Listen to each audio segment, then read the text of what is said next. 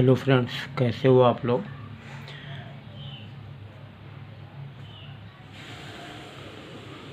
सबसे पहले तो मैं ये बताना चाहूँगा कि जो हमारी न्यू एजुकेशन पॉलिसी 2020 आई हुई है, उसमें पहले हमारा एकेडमिक ईयर जो हुआ करता था CAJMU का, वो एनुअली हुआ करता था। अब क्या हो गया है फ्रेंड्स कि अब सेमेस्टर वाइज हो गया है,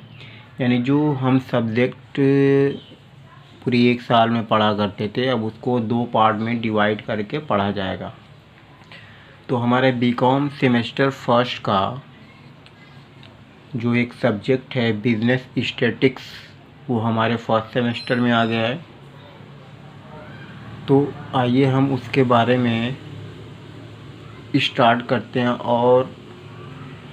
इंशाल्लाह कोशिश रहेगी कि डेली कुछ न कुछ वीडियोस हर क्लासेस के लिए, BCom first year, BCom second year, BCom third year, semester wise कुछ न कुछ आप लोग के लिए आते रहेंगे। तो सबसे पहले हम 2021 और 22 एकेडमिक ईयर का बीकॉम फर्स्ट ईयर सेमेस्टर के फर्स्ट सेमेस्टर के लिए बिजनेस स्टैटिक्स लेके आए हैं आप लोग के लिए, जिसमें हमारा यूनिट है introduction, measures of central tendency और measures of dispersion, correlation and index. तो जैसा कि हमें कोई भी सब्जेक्ट स्टार्ट करने से पहले सबसे पहले उसके बारे में पढ़ा जाना चाहिए। तो सबसे पहले हम ये जानने की कोशिश करते हैं यूनिट नंबर 1 इंट्रोडक्शन में कि बिजनेस स्टैटिक्स क्या होता है और ये कहाँ से आया है। ठीक है, तो जैसा कि इंट्रोडक्शन में दिया गया है कि the word statistics is a derived from a Latin terms status. मतलब जो हमारा स्टैटिक्स वर्ड आया है वो लैटिन वर्ड से लिया गया है, जिसे हम स्टेटस कहते हैं। और स्टेटस का मतलब हम जानते हैं कि स्थिति होता है, मतलब किस पोजीशन में है, क्या है, तो उसी को स्टैटिक्स नाम दे दिया गया है।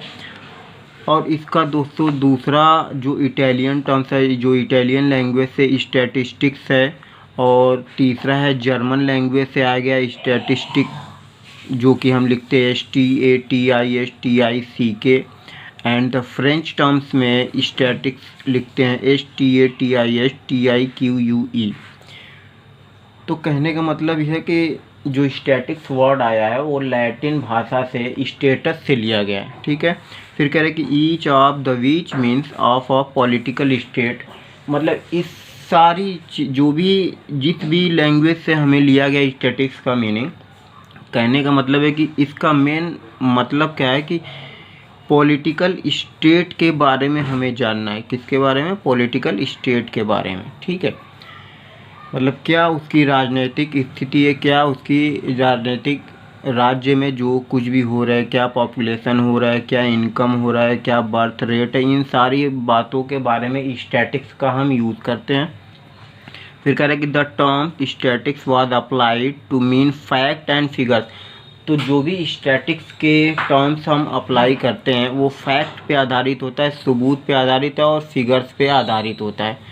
ठीक है, and figures which were needed, जो हमें ज़रूरत पड़ती है जिसकी, the state of the respect of the division of the state. मतलब हर स्टेट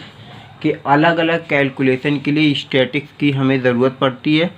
कि किस राज्य को क्या बांटना है, क्या नहीं बांटना है। तो देयर रेस्पेक्टिव पॉपुलेशन बर्थ, तो मतलब जिस राज्य में भी जितना भी पॉपुलेशन होता है और जितना बर्थ रेट होता है, किस रेट से वहाँ पे जन्म हो रहे हैं, किस रेट से पर इनकम है, एंड लाइक बहुत सारी चीज़ें जिसमें हम स्टैटिक्स का यूज़ करते हैं। ठीक, कहने का मतलब है कि हर स्टेट, पॉलिटिकल स्टेट में जो कुछ भी पर्सन हो रहा है, उन सारी चीज़ों के बारे में जानकारी निकालना और उसका क्या नाम है, हर सिचुएशन का पता लगाने में हम स्टैटिक्स का यूज़ करते हैं। ठीक है, अब हम जानते हैं कि स्टैटिक्स मीन्स क्या होता है, स्टैटिक मीनिंग क्या होता है, स्टैटिक्स के माने क्या होते हैं। तो कह रहा है कि the statics is a conveyed the two different thing, मतलब स्टैटिक्स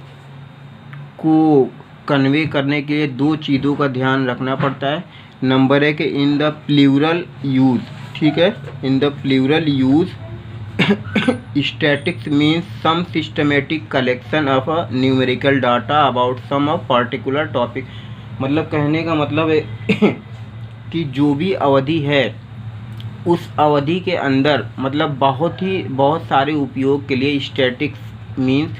द सिस्टमेटिक कलेक्शन, मतलब एक चरणबद्ध तरीके से उसका कलेक्शन किया जाए ऑफ न्यूमेरिकल डाटा, मतलब जैसे कोई भी पॉपुलेशन वगैरह सब कुछ हो तो न्यूमेरिकल डाटा में उसको कलेक्ट किया जाए सम पर्टिकुलर टॉपिक्स के बारे में, किसी स्पेस के बारे में, ठीक है।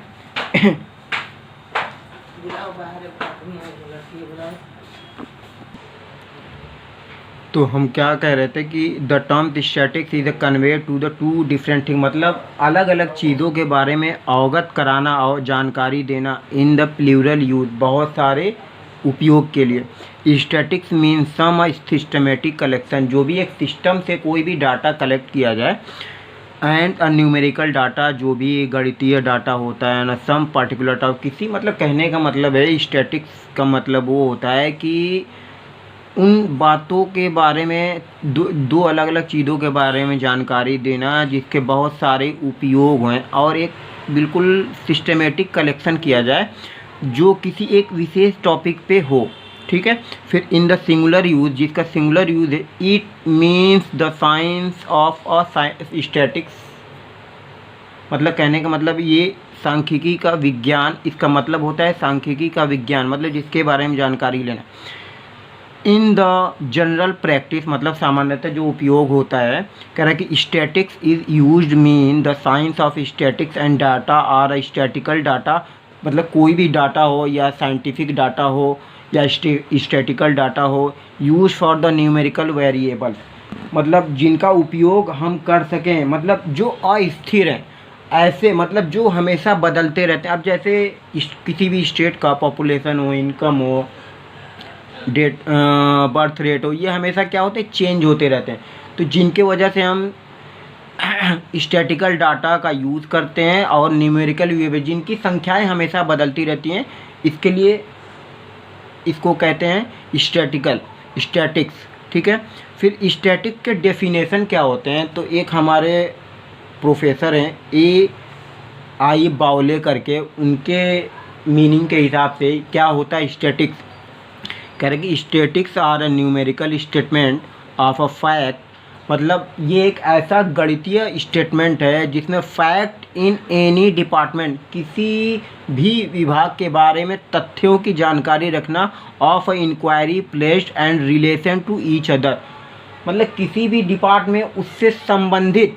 जानकारी रखना ही स्टैटिक्स कहलाता है। ये हमारे प्रोफेसर A.I. बाउले के हिसाब से स्टैटिक्स का डेफिनेशन है। फिर एक है हमारे क्रॉक्सटन एंड कॉर्डन प्रोफेसर करके, उनके स्टैटिक्स के क्या मतलब है वो देखते हैं हम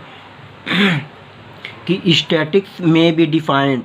स्टैटिक्स को डिफाइन किया जाता है as the science of a collection, presentation, analysis and the interpretation of a numerical data. इनके कहने का मतलब है कोई भी विश्लेषण जो होता है, इंटरप्रेट व्याख्या होता है और प्रस्तुति होता है, मतलब किसी भी डाटा के इंटरप्रेट करना, उसको प्रेजेंट करना और उसका एनालाइज करने को ही स्टैटिक्स कहा जाता है ऑफ अ न्यूमेरिकल डाटा। मतलब जो भी न्यूमेरिकल डाटा हम कलेक्ट करते हैं उसके लिए उसका इंटरप्रेट करना, एनालाइज करना, प्रेजेंट करना, कैसे उसको प्रेजेंट किया जाता है और collection of science is defined the statics. ये है हमारे क्रॉक्सटन एंड कॉर्डन का डेफिनेशन ऑफ स्टैटिक्स। अच्छा, अब देखते हैं हम statics of characteristic of statics, क्या क्या होते हैं कैरेक्टरिस्टिक्स स्टैटिक्स के, क्या विशेषताएं होती हैं स्टैटिक्स के। तो कह रहा है कि statistical inquiry is to get information from a mass of observation with regard to the group behavior and individual item, मतलब कहने का मतलब है उन सारी चीज़ों के बारे में। मास ऑफ ऑब्जर्वेशन का मतलब होता है किसी भी चीज़ का सामूहिक अवलोकन करना, किसी भी चीज़ का सामूहिक जानकारी सार्वजनिक करना, ठीक है। उसके बिहेवियर में, या तो ग्रुप में हो या इंडिविजुअल हो, इन सभी चीज़ों के बारे में, मतलब मास ऑफ ऑब्जर्व, मतलब जो हम परीक्षण करते हैं, जो भी ऑब्जर्वेशन करते हैं, अवलोकन करते हैं, उसके बारे में जानकारी करना, चाहे वो ग्रुप में हो चाहे वो इंडिविजुअल में। जैसे एग्जाम्पल क्या है कि for example the aggregate of figures, जो भी फिगर्स होता है उसका संपूर्ण फिगर्स जो होता है रिलेटेड टू द प्रोडक्शन। मान लो जैसे फैक्ट्री में कोई प्रोडक्शन होता है, तो उस प्रोडक्शन के बारे में एग्रीगेट फिगर्स हम निकालते हैं, मतलब पूर्णतः जो हम फिगर्स निकालते हैं, सेल एंड अ प्रॉफिट, मतलब क्या हम सेल करते हैं और क्या हम मैन्युफैक्चरिंग करे हैं और क्या हमने उस पर प्रॉफिट कमाया है। तो sale and profit over different times is called a static, मतलब सेल और प्रॉफिट करके क्या हमें नफ़ा नुकसान हुआ है, उसी को हम क्या कहते हैं, स्टैटिक्स कहते हैं, जिससे हमें पता चलता है, चाहे वो प्रोडक्शन हो, चाहे ग्रुप में हो, चाहे इंडिविजुअल में हो, ठीक है। ये हो गया एग्रीगेट ऑफ फैक्ट जिसको कहते हैं। अच्छा, दूसरा क्या कह रहा है, न्यूमेरिकल एक्सप्रेस, मतलब जो भी गणितीय व्याख्या होता है उसको हम कहते हैं न्यूमेरिकल एक्सप्रेस। कह रहा है कि numerical expression of the observe, numerical expression of the मतलब कहने का मतलब है कि कोई भी चीज़ का अभिव्यक्त करना, मतलब बताना, जाहिर करना। तो the numerical expression of the observe fact in terms of quantitative standard of the particular score should be regarded as static, मतलब किसी भी चीज़ के बारे में उसके न्यूमेरिकल गणितीय व्याख्या करना, प्रेक्षण जो हम करते हैं, जो भी हम एनालाइज करते हैं, उन तथ्यों के बारे में, क्वांटिटी संख्या, उसकी संख्याओं के बारे में अभिव्यक्त करना, जानकारी देना उसके बारे में, रिगार्ड स्टैटिक्स कहलाता है, ठीक है। तो ये हो गया हमारा न्यूमेरिकल एक्सप्रेस, मतलब कहने का मतलब किसी चीज़ के बारे में उसके गणितीय व्याख्या करना, उसके बारे में बताना कि कितना है, क्या है, कब है, ये सारी चीज़ें बताने को हम क्या कहते हैं, न्यूमेरिकल एक्सप्रेस कहते हैं, ठीक है। एस्टिमेटेड, एस्टिमेटेड का मतलब होता है एक अनुमान लगाना। कह रहा है कि the numerical data pertaining by field of inquiry can be observe either by enumerating or by estimation. Enumeration is used for the cell field of the inquiry, while the estimation is the use of the wide and large field of the inquiry. कहने का मतलब है किसी भी गणितीय data के संबंध में, किसी भी फील्ड के, मतलब कोई भी क्षेत्र जिसमें उसके संबंध में गणितीय डेटा को या इंक्वायरी कैन मतलब कर सकते हैं, मतलब किसी भी फील्ड के लिए हम कोई भी उसका जो भी डेटा हो, न्यूमेरिकल डेटा हो, उसके बारे में हम इंक्वायरी कर सकते हैं। ऑब्जर्व इधर, या तो प्रेक्षण कर सकते हैं, बाय द इन्यूमरेटिंग उसकी गणना कर सकते हैं, और by the estimation, enumeration is use for sale, और उसको सेल करने के मतलब गणना करने के लिए और सेल करने के लिए एस्टिमेशन जो एक हम अनुमान लगाते हैं, इन्यूमरेटिंग और बाय एस्टिमेशन, ठीक है, मतलब गणना करके हम जो उसका अनुमान लगाते हैं उसको कहते हैं एस्टिमेटेड। जैसे कह रहे हैं कि enumeration is used for sale, जैसे किसी भी इन्यूमरेशन मतलब किसी के बारे में गणना करना, जैसे सेल के बारे में हमें गणना करना हो सेल फील्ड में, कि जैसे कोई प्रोडक्ट होता है, जब उसको सेल करने के लिए फील्ड में जाते हैं, तो सेल फील्ड के बारे में हम जब कोई गणना करते हैं, ऑफ इंक्वायरी, जो भी हम इंक्वायरी करते हैं, वाइल जबकि estimation is used for wide and large field of inquiry. तो हम किसी भी चीज़ को जब हम मार्केट में बेचने जाते हैं, तो उस फील्ड में उसके बारे में जो भी हमारा वाइड एंड लार्ज बड़े पैमाने पे हम उसके बारे में क्या करते हैं, गणना करते हैं, मतलब जानकारी जुटाते हैं कि क्या करें कि जो हमारे लिए सेल के लिए बेनिफिट हो, ठीक है। Standard of accuracy, standard of accuracy का मतलब होता है कि कोई भी एक्यूरेसी हो, मतलब कहाँ तक ये सही है, एक लेबल जिसको कहते हैं कि इसके सही होने की सच्चाई कहाँ तक, किस लेवल तक स्टैंडर्ड ऑफ एक्यूरेसी ये सही है। मतलब जो भी हम गणना करते हैं, जैसे कोई भी स्टेट हो, कुछ भी अपना पॉपुलेशन का या कुछ का, किसी भी चीज़ का जब गणना करता है, तो किस लेवल तक, किस हद तक सही होता है वो गणना, उसी को कहते हैं स्टैंडर्ड ऑफ एक्यूरेसी। कह रहा है कि इन केस ऑफ इन्यूमरेशन जब भी हम गणितीय गणना करते हैं ऑफ एस्टिमेशन, अपने अनुमानों का जब भी हम गणना करते हैं, तो इट इज़ एसेंशियल, जो भी अनिवार्य होता है, to fix the desired standard of accuracy beforehand. कहने का मतलब है कि जो भी हम इन्यूमरेटिंग, जो भी हम गणना करते हैं, उसमें जो भी गलतियां होती हैं उसको हमें दूर करना, उसको दूर करके एक लेवल तक पहुंचाते हैं। जैसे मान लो कि एक अनुमान लगाया गया कि हमारे कानपुर की या कहीं की भी, दिल्ली की आबादी 2 करोड़ है, यहाँ की आबादी 25 लाख है, तो ये किस हद तक सही होता है। तो एक इसका स्टैंडर्ड बना गया कि अगर इस हद तक ये हमारी आबादी जाती है, मान लीजिए 25 करोड़ 25 लाख 25,000, तो ये कम से कम मान के चलते हैं कि ये कम होगा तो होगा, तो 25 लाख तो होगा ही होगा, मतलब इस स्टैंडर्ड तक ये एक्यूरेसी है। ठीक है, मतलब पहले ही हम उसका पता लगाते हैं। मतलब कहने का मतलब कोई भी काम जब हमें करना होता है तो उससे पहले ही उसकी कमियों का पता लगा लेते हैं वो अपनी गणना से, कि क्या हम करेंगे तो सही होगा, क्या हम करेंगे तो नहीं सही होगा। तो जो हमें पता चलता है कि ये हमारा स्टैंडर्ड ऑफ एक्यूरेसी है। ठीक है, प्री डिटरमाइंड पर्पस,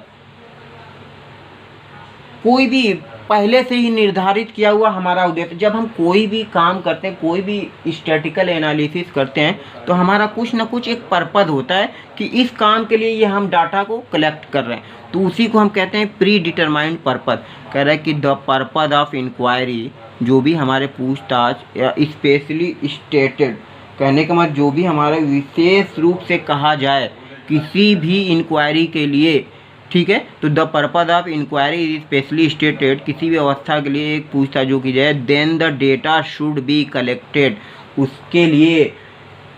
क्या होना चाहिए, डेटा को कलेक्ट करना चाहिए इन अ सिस्टमेटिक मैनर, एक सही तरीके से, थ्रू सम सुइटेबल प्लान, जो एक अच्छा प्लान हो, एक अच्छा नियोजन योजना के तहत हमें डेटा को कलेक्ट करना चाहिए, सिस्टमेटिक मैनर से कलेक्ट करना चाहिए, so as to make the figures free from bias and error, जो गलतियों से बिल्कुल मुक्त हो। तो फ्रेंड्स आज के लिए इतना ही रहेगा, नहीं तो वीडियो थोड़ी लंबी हो जाएगी। तो फ्रेंड्स क्या करना है आप लोगों को कि अगर ये वीडियो आप लोग को पसंद आए तो इसको लाइक करें, शेयर करें और ज़्यादा से ज़्यादा अपने फ्रेंड्स तक इसको पहुंचाएं। और मैं आप लोगों के लिए हर सब्जेक्ट को धीरे धीरे कुछ न कुछ आप लोगों के लिए लाता रहूँगा, और आप लोग इसको लाइक शेयर और कमेंट्स करते रहें, और जो भी प्रॉब्लम हो आप हमें कमेंट करके बताइए, हम उसको सॉल्व करेंगे। तो फ्रेंड्स आज के लिए हमारा सेशन यहीं पे ख़त्म होता है, और मिलते हैं अगले सेशन में, अगले सब्जेक्ट के लिए, अगले क्लास के लिए।